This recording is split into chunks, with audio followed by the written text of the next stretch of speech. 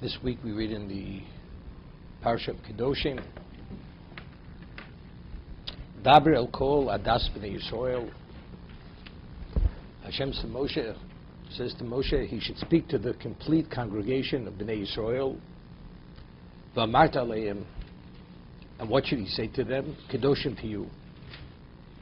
You should be holy. You should be sanctified. Why should you be sanctified? Ki kodosh ani Hashem Elokechem. Because I myself am holy. You should be holy because I am holy. So over here, Rashi cites the Torah's Kohanim. Why, regarding this particular mitzvah, is it addressed to the complete congregation of Israel rather than segments of Klal Yisrael? Melamed shenemer parshu b'hakel. This portion was said in the context of the assemblage of all Jews. Why? I mean, men, women, and children, similar to the reading of the Mishnah Torah, which took place on the 8th year after the sabbatical cycle completed. Why does it have this special level of importance? Meisharov gufei Torah tluyim bo. The majority of the fundamentals of Torah are dependent upon this mitzvah of Kedoshim to you. Now the question is why?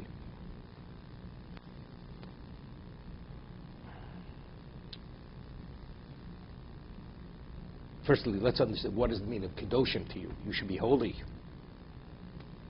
The word literally, Kadosh, means separated. Something to be separated, set off because of its unlimited level of holiness, or it can be set off because of its extreme level of impurity and detestable state. It's the most extreme level of abomination. For instance, lahavdil, a kedesha is a prostitute, a harlot, because her behavior is so unacceptable and so detestable and so lacking of purity and holiness, as it's the antithesis of what God wants. It's set off on the most extreme level, in the negative. Lahavdil elf havdol is to separate between holy and impure. HaKadosh Baruch Hu is kodosh, kodosh, kodosh. He's the ultimate set off. Ato kodosh, shimcha kodosh. You are holy. You're set off. God's not fathomable. God is infinite. V'shimcha kodosh. His name is set off. We cannot fathom His name. What lies within His name. Kedoshim b'chol yimei Elohoselo, Klal Yisrael. We, as we mentioned many times, cited in Smorim, that the Nishmas Yisrael, that the Jewish soul, because it comes from Tachas Kisi Yaakov, from under the heavenly throne, even the greatest angel cannot fathom the makeup, the spirituality, and the holiness of the Jewish soul. Or Malochim, Kedoshim, those who praise you every day are Kedoshim, they're set off. So Rov Gufi Torah, the majority of the fundamentals of Torah are dependent on the state of Kedusha. To be in a state of sanctity. Now what's sanctity? So Rashi himself says, what is sanctity? Havi prushim min arayus min avera. Separate yourself from forbidden sexual relations and from sin. Shekol mokab shatov motzi goder erva. Wherever you find that one is set off from the forbidden sexual relation, ato motzi kedusha. The result is holiness. It's kedusha. Cites verses.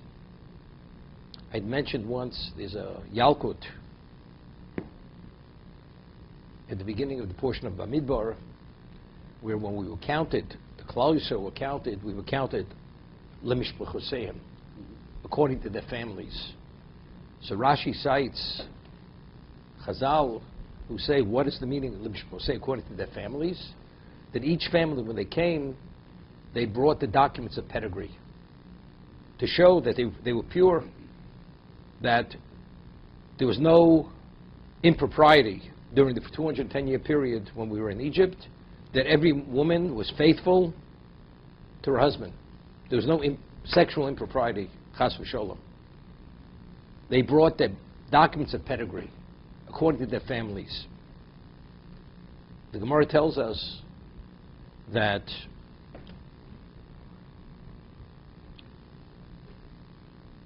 when God gave the Torah to Klal Yisrael at Sinai, He first offered it to the nations of the world. And they each one rejected it. It came to Klal Yisrael, and we said, Nasa v'nishma. We accepted it unequivocally. We will do, we will listen. However, the Yalkut, Sites and Midrash, the God never offered it to them. And after He gave it to us, they came with a claim. Why don't you offer it to us? So He says to them, to the nations of the world, could you prove your pedigree, the purity of your pedigree? Don't you realize you're all products of ancestral adulterous relationships? This area is totally breached. And because it's totally breached, therefore you have no relevance to having a relationship with me. Therefore I did not offer you my Torah. When they heard this, the nations of the world says, Komu b'omer v'yashrua. They rose and they extolled Klal Yisrael. It's something which is unheard of. That to be so pure, which they didn't have this purity. So we see from there that a prerequisite to having a relation with God, you have to have purity of what? In the area of sexual impropriety. Because they were breached in this area, this was the ultimate level of what? Of being devoid of Kedusha. God is Ato Kodosh, Shimcha Kodosh. God is pure. One cannot express the purity of God. Kedusha, Taro, there's no word to describe what God is. Being removed from physicality on an infinite level.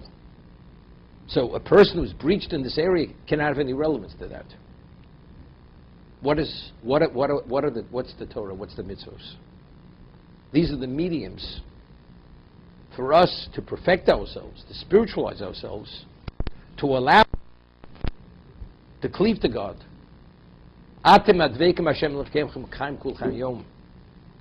When you're dveikim, when you cleave to God, and that's the ultimate objective, to be able to cleave, to attach yourself to Hashem.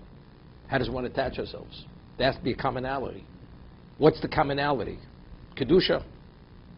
We have to be set off and removed from physicality at the most extreme level. As God has no relevance to physicality. With purity, the more we achieve and the more we advance in this area, the greater we have to having with the intent of creation.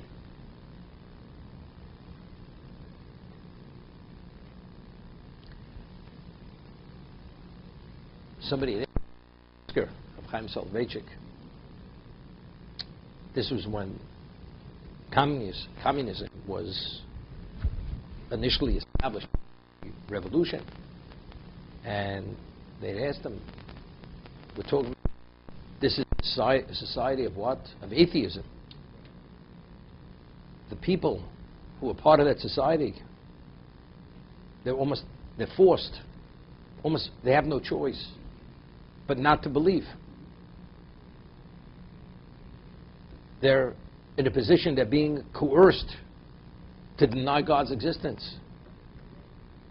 Normally we say, onus rachman apatre. If a person has an obligation to perform, and it's something beyond his control that he cannot perform, he's not held culpable. There's no liability. These people cannot be held liable. That was the question which was presented to Rabbi Chaim Soloveitchik. So Rabbi Chaim responded, and the term for the heretic is apikoris. It's a Greek word. That they are apikoris, they can't be faulted for being apikoris, for being the heretics, for being the atheists. So Rabbi Chaim's response was, nebuch an apikoris. It's unfortunate they were an apikoris. Meaning, to give it an analogous situation, a person is orphaned, and as a result of that, he has no parents to raise him properly, to educate him properly, and he barely has the skills to write and read. And then he applies to Harvard. Comes to Harvard, he says, I'd like to be admitted. They said, you realize, but you have to have certain credentials. You don't have the minimal credentials and the rudiments of education to be able to be qualified to enter Harvard. But he says, it's not my fault. So the admissions department says, we're not faulting you. But factually, you're not qualified. You're not qualified. The basic qualification to have a relation with God is you have to believe in God. Whether you do a mitzvah, whether you don't do a mitzvah. Did you say Shema? It was something beyond your control, you weren't able to say the Shema. You couldn't declare your belief in God. That's a declaration of belief, but you do believe in God. You weren't able to observe the Shabbos because it was a situation that you weren't able. You're absolved. You're not faulted. The transgression is not attributed to you. But believing in God is essential to having a relationship. If you don't believe in God, how are you able to have a relationship? That's how central and core it is to the relationship. And this is Reb Chaim meant. Unfortunately, it's tragic that the person is a heretic. We're not faulting him. Kedusha, identically, even if you believe in God, but to have an intimate relationship with God, to cleave to God, which is the ultimate level of relationship, you have to have this profile and this characteristic. You have to be removed from anything that represents something which is negative within the physical, such as incest. Remove yourself from forbidden sexual relations. That is basic. That's removing yourself from the negative. The two things. There's negative and there's positive. There's Sumei Rav Asei Tov, as David says in Tehillim. Remove yourself from evil and do good. Remove yourself from evil, you put yourself on a neutral level. Asei Tov, that's advancement. Rashi is citing the Torah's Kohanim that removing yourself from evil, from the impure, the most level of impure, is sexual impropriety, incestuous and adulterous relationships. And the result of that is Kedusha. What does it mean, Kedusha? As we'll see in Ramban, you have a capacity to assume holiness. You're not there yet.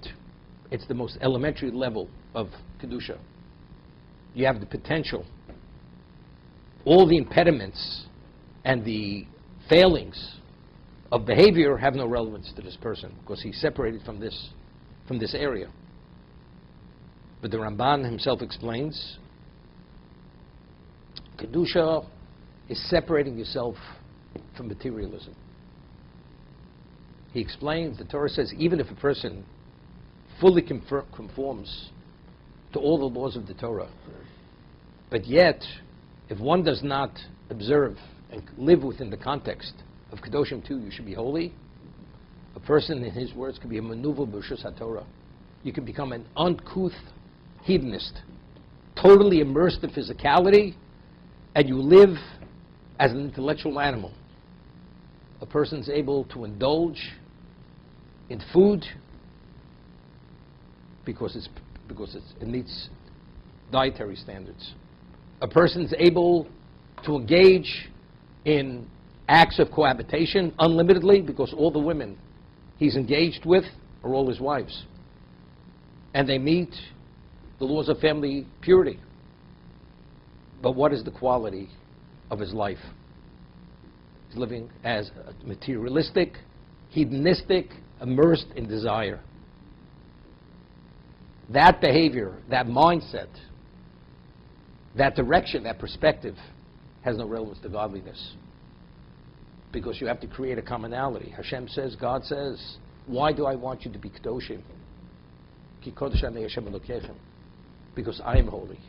If you want to have a relationship, there has to be this commonality. As I am totally divorced from physicality, anything which is not the utmost necessity, you have to be divorced. That's the ultimate relationship. We find that Moshe Rabbeinu, when he ascended to heaven to receive the Torah, he did not eat, he did not drink. As he said, as he attested to the fact, Lechem lo chalti, mayim lo shasisi. Bread I did not eat, water I did not drink. God couldn't provide him with bread and water in heaven. God could have provided him. But why didn't he?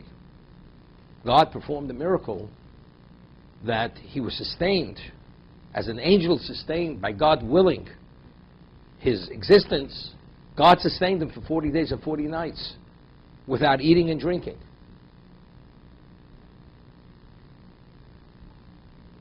What is the ultimate level? We say Talmud Torah Keneged Kulam. The Vilna Gaon writes that one word of Torah, the positive commandment of one word, is the equivalent of all 613 mitzvahs combined. That's the innate value. That is the spiritual value of one word of Torah.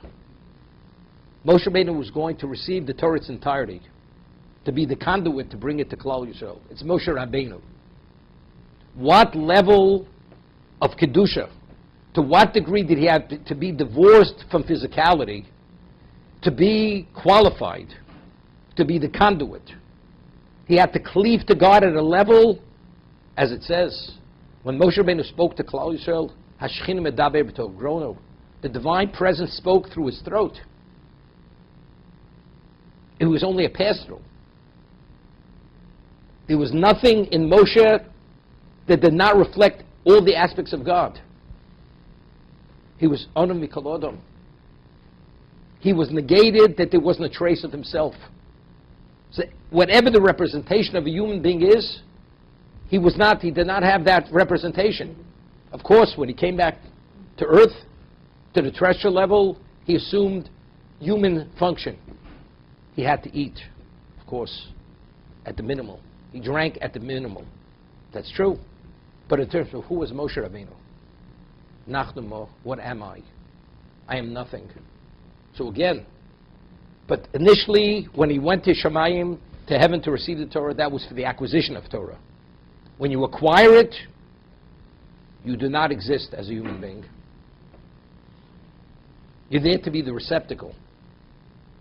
But if the receptacle is not negated at every level, and the commonality is not perfect, the Torah cannot be received. When we say Yisrael v'Raisa Kutzim Richu Chadu, the Klal Yisrael, the Torah and HaKadosh Baruch Hu, all interwoven, intertwined, were one. But how are we intertwined? How do we mesh? Klal Yisrael meshes. At Sinai, what's the Nasa v'Nishma? When we said Nasa v'Nishma, why was it the ultimate level? We will do and we will listen. The extent of the obligation is irrelevant to us. When God heard us say Nasa v'Nishma, what was God's response? Migilu Rozel Labonai. Who revealed the secret to my children? This is the expression of Malachim, the angels. What does that mean? In what context did we receive the Torah? In a negated context. Even to be the receptacle to receive the Torah. If we would have been, we will evaluate. We want to know. We will make a decision. There's no we make decisions. We are negated to your will. We are subsumed by your will. So what is this? Is the ultimate level of Kedusha. That's holiness. There's no me, there's only you. I'm assuming every aspect of you. We find that 3 days before Sinai, God says to Moshe, tell the men and women they must separate from one another. Because they must receive the Torah in a state of Kedusha, of holiness. Because if they engage with one another, although it's permitted, it could cause a state of impurity. When the Torah is given, it has to be in the ultimate level of purity. So that's purity in the physical sense. What about in the emotional, mental sense? Which is, what was that? That's the Nasa v'Nishma.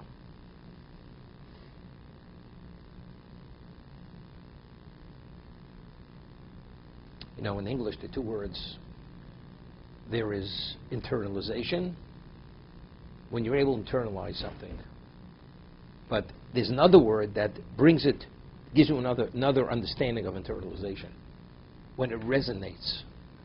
What does resonate? Resonate means you feel it in every aspect of your being. Internally, it's inside of me. But what does that mean? Is it in your gut? Resonate means there's no part of me that is not touched fully by what I'm internalizing. That's resonating. To be able to have mitzvah or God to be internalized within yourself, to have the capacity for that, you have to be in a state of Kedusha. The more you're in one sphere, the less you're in the other sphere. If you're in the physical, material sphere, that diminishes and obstructs the spiritual sphere. It doesn't allow it. The person has a blockage. Can't penetrate. One has to be a receptacle for holiness. But if you're not a receptacle for holiness, because you live as the hedonist, but it's permitted, God's not faulting you. You're only faulted because if a person truly understands who God is, how do you not want to gravitate and have a relationship with Him? There's a mitzvah of Avas Hashem. What's Avas Hashem? To love God. The person says, but I don't love Him. But how could you not love Him? If every aspect of your being is only due to Him willing your existence, how do you not love Him? If you understand that, the answer is because there's a degree of what? Of denial. Not intellectual denial, but there's something which doesn't allow you to acknowledge it and to internalize it. What is that? You're lacking in Kedusha. Because the only way you could have a capacity to have an appreciation for that, to feel it, not to know it. The two things, there's knowing and there's experiencing. You have to have a capacity. It's like Lahavdil, Elef Havdolos. God forbid, people have certain conditions. Child's born with autism. They're not able to experience certain emotions. Based on the neurological system, the way they function, they can't. They don't laugh, they have difficulty smiling, they can't. Because the neurological system, the way it's wired, there's some dysfunctions within it, you can't. HaKadosh Baruch Hu tells us, if you want to fully function within the spiritual realm, to have a sense, the therapies are called weaning. You have to detox yourself from physicality. It's a detoxification. When you detox, the body functions fully in the physical sense.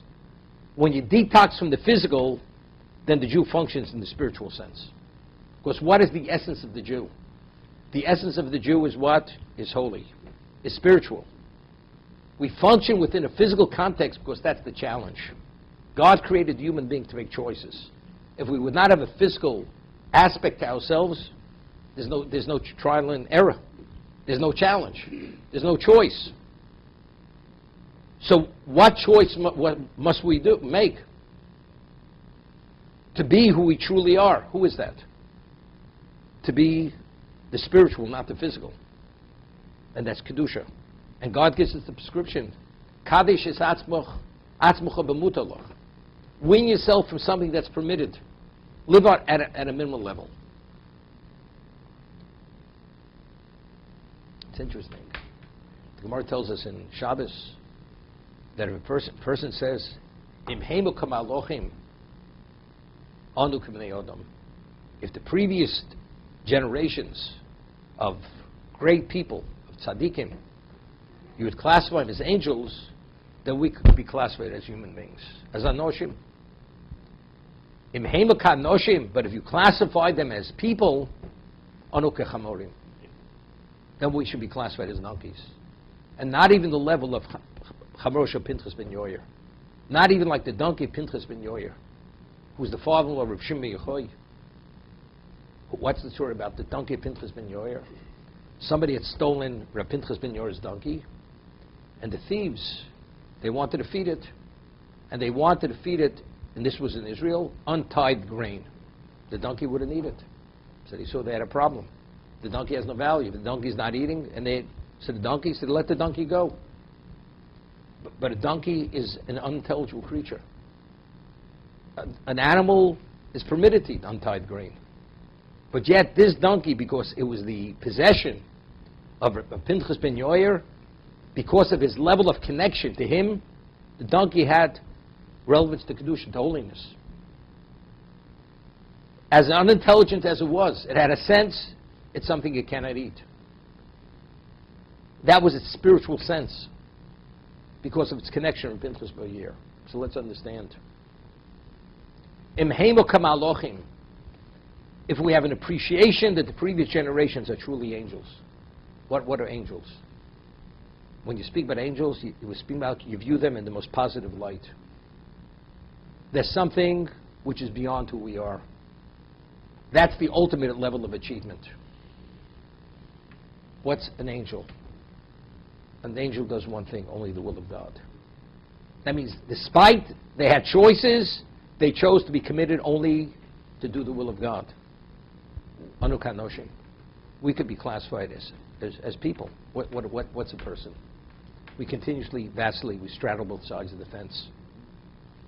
But at least we have a role model to appreciate what the ultimate objective is. These are malochim. We view it as the ultimate achievement. If you view something in a positive way, you revere it, you admire it, we could talk about ultimately gravitating there. We could talk about that being an aspiration. That's a goal point. But if Heimakan Noshim, the people, they also have an evil inclination. They also fail. They're not so perfect. Anu kechamorim. As the Maral says, what's chamor? Chamor means material. Chomer. That means you only have relevance to materialism. That means you have no sense, you have no capacity to internalize spirituality. As we're saying now, because you have no relevance to Kedusha. If you would wean yourself from the physicality, you'd appreciate the spirituality of the previous eras, of great people, of the devout, the righteous. But why don't you value them? Why do you see them as people? They also had shortcomings. They're not so perfect. The answer is because you're chomer, because you're chamorim, the donkey. Of all species, it's the most physical, totally devoid of anything that has a sense of capacity for spirituality. So of course you see him as ordinary. What do you see? You see the failing. And not even the chamor of Pinchas ben Yair. Because Pinchas ben Yair, because of its attachment and its association, being in the possession, although it's unintelligent, but that connection gives it a sense of right and wrong.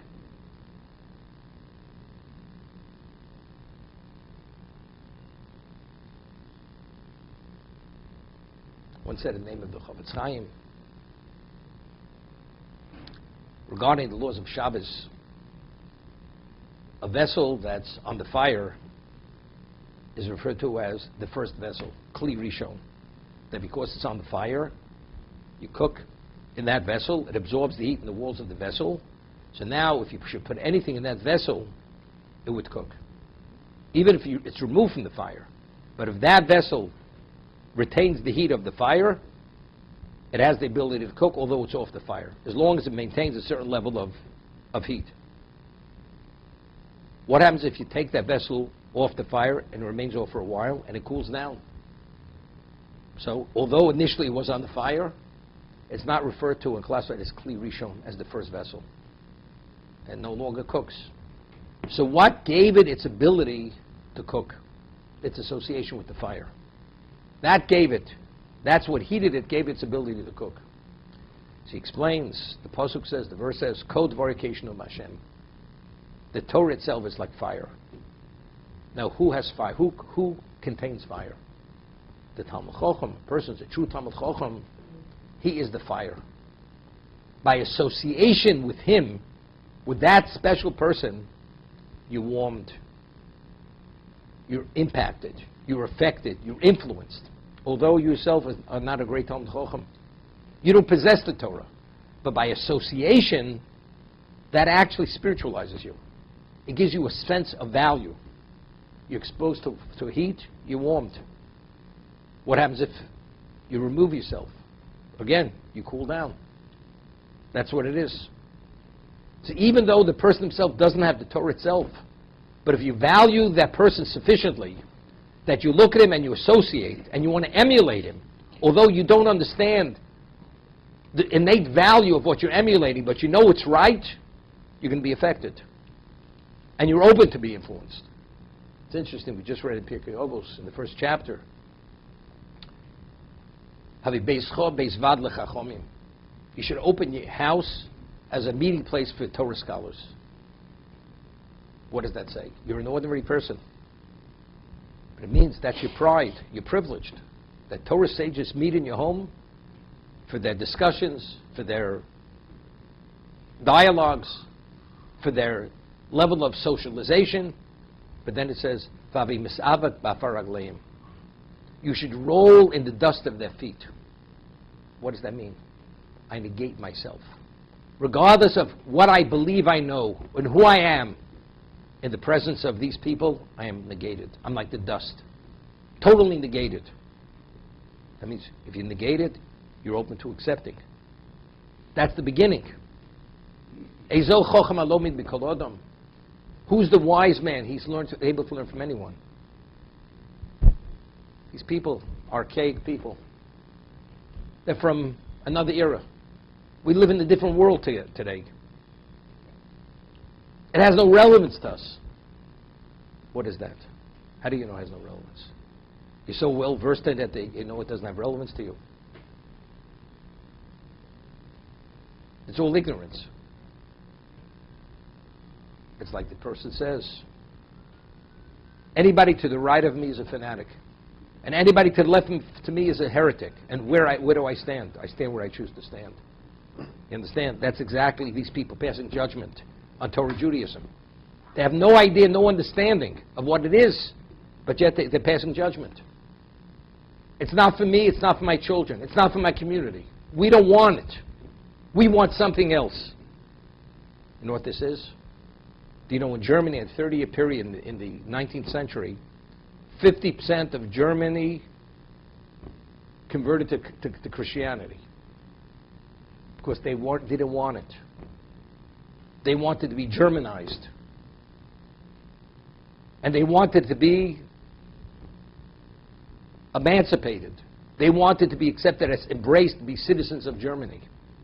And they became more German than the Germans. And ultimately, what did it lead to? It led to the Holocaust.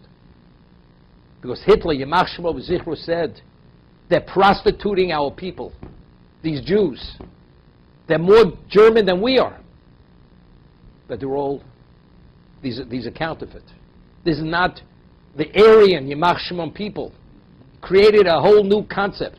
The Aryan, they're not Aryans. Their skulls are shaped differently. They have different amount of teeth in their mouth. He came out with all these different profiles because that's the only way he could actually purge them from the Jew who intermarried and assimilated into their society.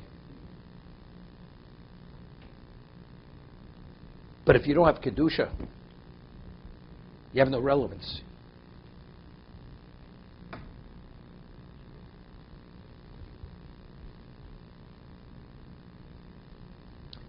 The Silsi Shorim,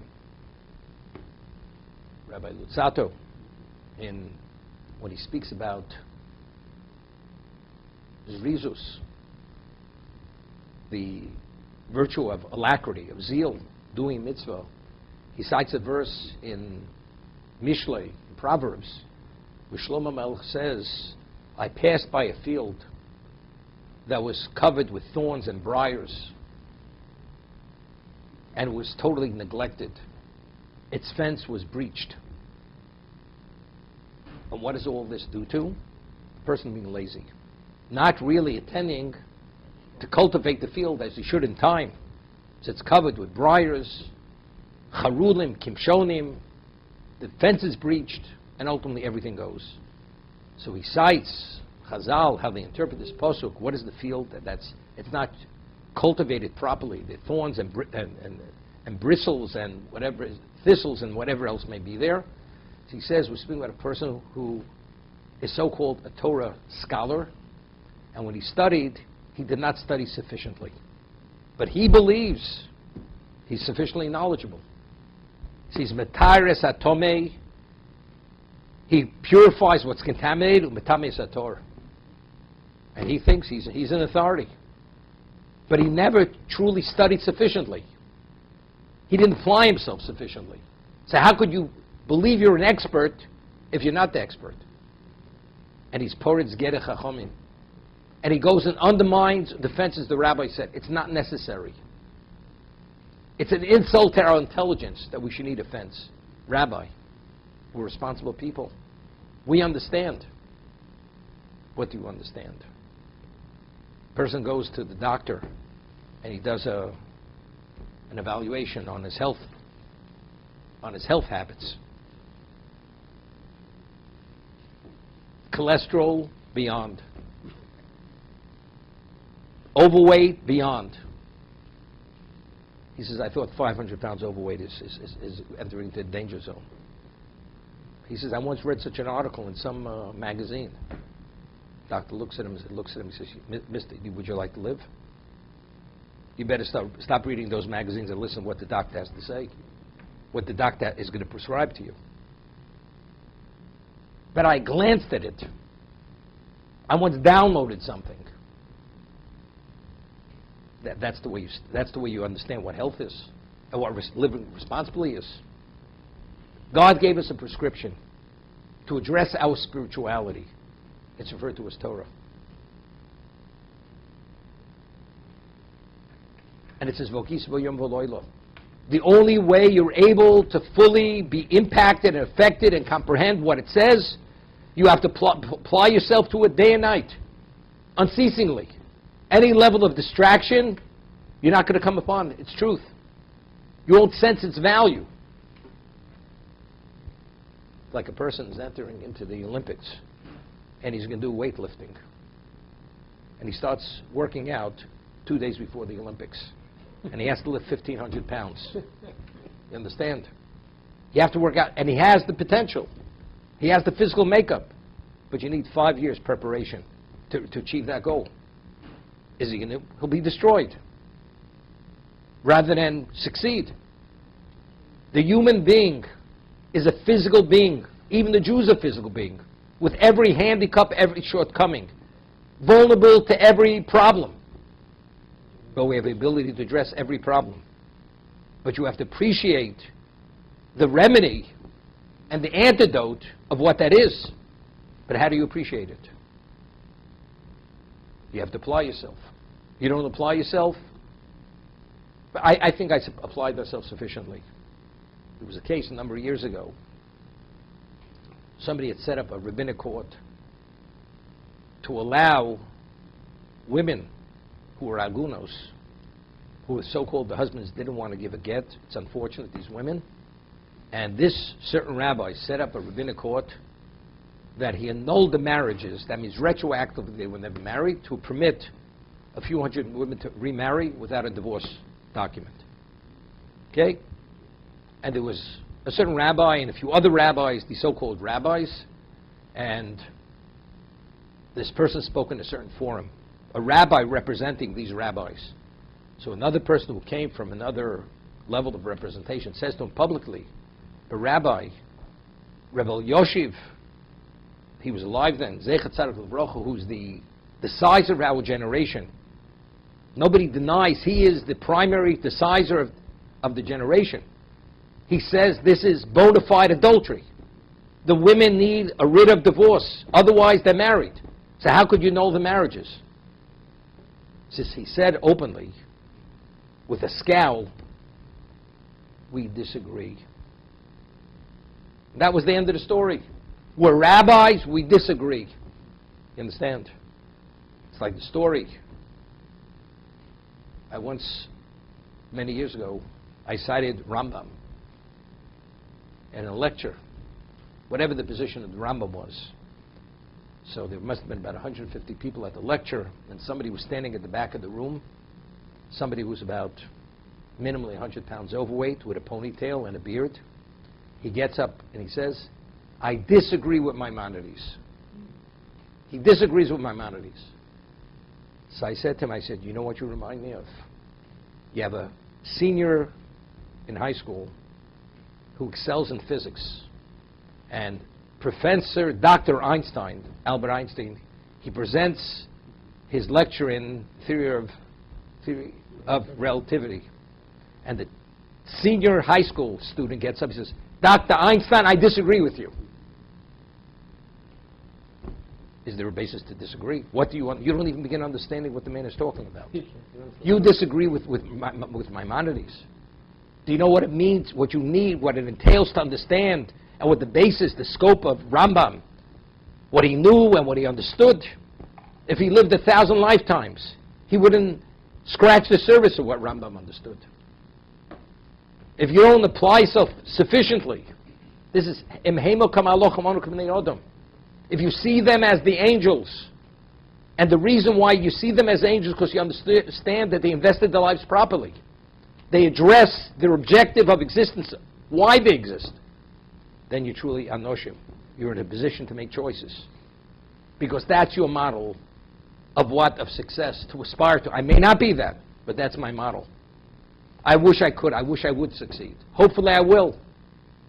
But if Hema Kanoshim, they're no more perfect. Maybe they're slightly more perfect than we are. But they also have their Achilles heels. They also have their shortcomings. Anu kechamorim. Then you chomer. You're totally shut down. You don't have a capacity even to process what spirituality is. So therefore, insufficient application for you is met already the quotient of sufficient education.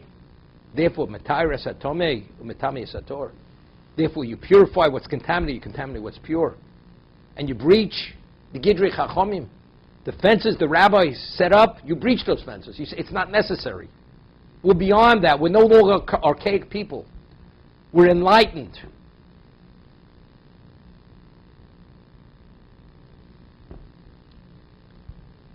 The Gemara tells us 2 locations.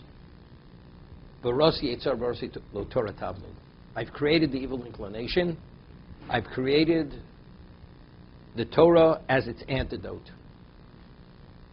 The only antidote for the evil inclination of a human being is the Torah itself. Okay? Chofetz Chaim writes that at Sinai, as it says in the Torah, that every Jewish soul that was ever meant to be born into the future, the soul was at Sinai. Why was it at Sinai?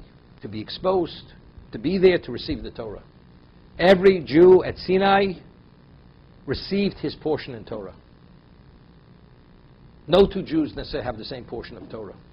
Every Jew, based on the spiritual makeup of the soul, has exactly its capacity. And based on the capacity, it was given its share of Torah. He explains when we say, we pray to God, give us our portion in Torah. Which chelik? Which portion? The portion we were endowed with at Sinai. And each Jew has his portion. Now, how do you achieve that portion? We ask God. One needs siyata d'shmaya. One needs divine assistance to be able to retrieve that portion, to actualize that portion. Without God's assistance, you're not able to. So we ask God, but listen, there's nothing more holy than Torah. Torah is what? Is Chochmas Hashem, is God's wisdom.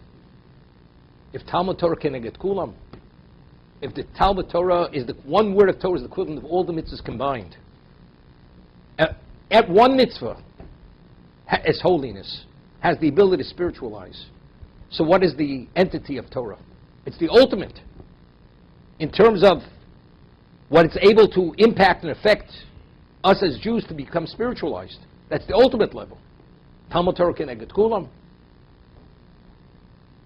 So if Torah itself has holiness, and the ultimate holiness, and the person himself is not holy, what relevance does he have to Torah? He has no relevance to Torah. How does he retrieve his portion? You know, a person has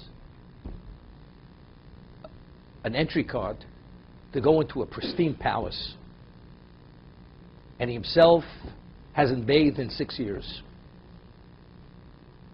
You may have the entry pass to go in, and you say, well, I have something in there that I have a right to. But in terms of your level of hygiene and cleanliness and impurity, you don't belong there. You can't enter into that domain. You're off limits. You have to purify yourself. You have to cleanse yourself. Then we talk about entering to take what's rightfully yours. If a person is devoid of Kedusha, he himself didn't live a life of Kedusha. Well, I'd like my portion of Torah. You know what Torah is? This is mega holiness. This is the ultimate holiness. This is God's wisdom. The mitzvah spiritualizes you to be qualified to take the portion. What is the sequence? We ask God, sanctify us with your mitzvos. If the person is devoid of Kedusha, how do you retrieve the Torah? God's not releasing it. He's not releasing Torah to you.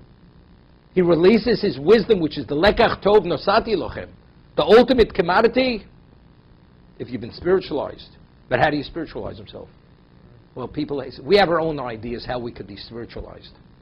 God says there's only one way. Asher kidshon mitzosav v'tzivonu.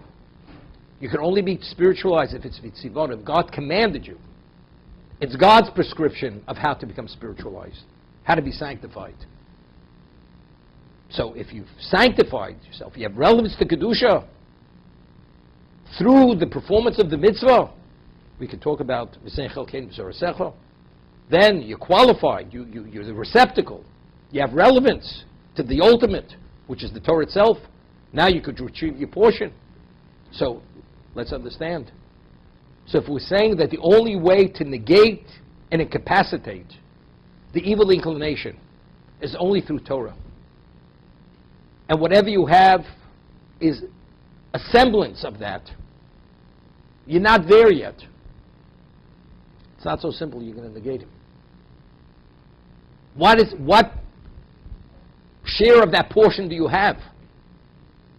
Is it just the study, or the study which is connected to the portion? But if you have no relevance to what it really is, although you're intellectualizing it, and you get some degree of reward for it, but it's at a minimum level. It's like a person has to take 100 milligrams of an antibiotic, and he's taking 1 milligram. Is it going to arrest the bacteria? It's not going to arrest it. Just to the contrary, it may fester, even worse, because you're strengthening the strain of bacteria. You need the dose. You need the full dose of Torah. But if there's no Kedusha, you have no relevance to Torah. So we're talking about, at best, we're talking about, it's an infinitesimal degree of Torah. You expect to arrest the evil inclination. You expect this to be the antidote. We pray to God. Allow the mitzvah to sanctify us. So why doesn't it sanctify us? Now, what is our mindset when we do the mitzvah? Do we do by rote? Do we do it with an ulterior motive? With our own ideas? How's that supposed to? It's devoid of what? Of infusion, of proper submission. But I put on tefillin. Reward you'll get to some degree. But what does it generate? It doesn't generate holiness. You have to be holy to be able to retrieve your portion of Torah. So there's a question. The world people talk today. Today more Torah is being learned than ever in the history of the Jewish people. May be true. But qualitatively speaking, Reish is Chochmah Yiras Hashem. But we're talking about the innate purity, the reverence for God. Speaking about Chas v'Sholom, the righteous people today, the tzaddikim, the chassidim, the whatever it may be. But we're talking about we're talking quantitative versus qualitative. And when I speak qualitative, I'm not speaking about depth-wise. Qualitative, I'm speaking spiritually-wise. Spiritual-wise, qualitative. There are many prerequisites. It has to be infused with Kedusha. So why was it given Bahakel? This is El Kol Adas Yisrael. Kedusha is so essential and basic and fundamental for the function as a Jew, as a spiritual people. Without it, we cannot function. We're vulnerable. We're chamorim.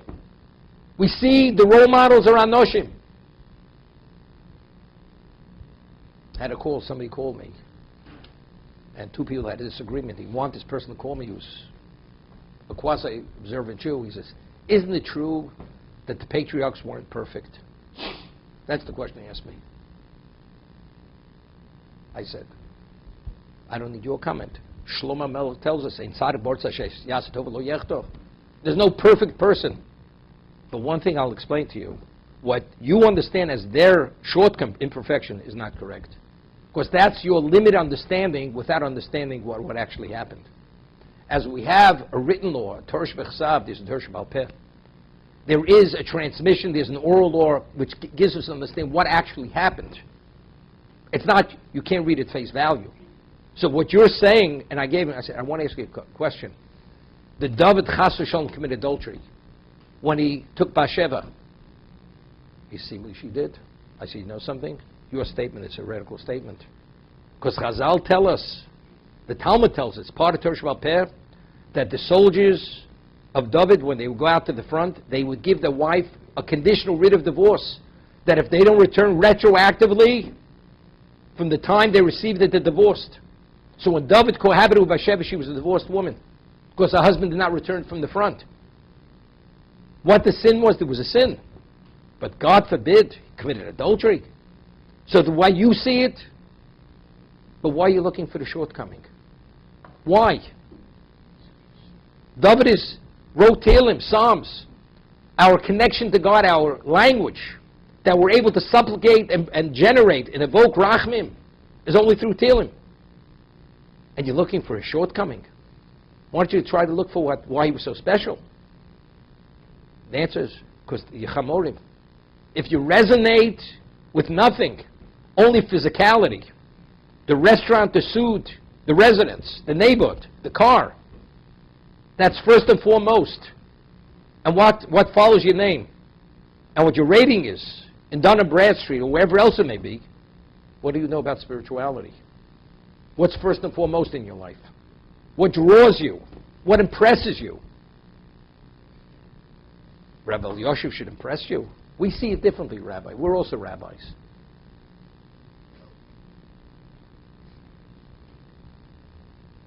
Gemara tells us in one location there was a certain rabbi of the Talmud, Amora.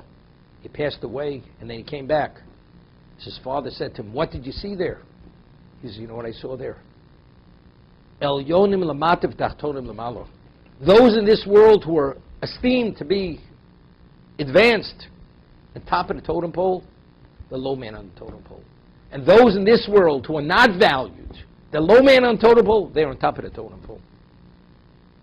So we all carry, we carry our credentials, our membership cards. You can carry what you want. The question is, who are you? And the one who ultimately makes that evaluation decision, it's not humanity, but it's HaKadosh Baruch Hu. And you meet the grade, then you're there. You haven't met the grade, regardless of what you believe or what society believes. Whatever level they sing your praises, it doesn't mean anything. This had to be Bahakel. Daber el kol adas ben Yisrael. Rov gufei Torah, the majority of the fundamentals of Torah is based on Kedusha. And how do you achieve Kedusha? It's not by whistling Dixie and by going to the World Series and whatever else you may go and feel American. That's not what brings it. You have to feel Jewish for what's feeling Jewish. And being able to internalize spirituality. And the only way you can internalize spirituality is you have to apply yourself sufficiently and toil, as God says, and then you become the spiritual person who's only within a physical context.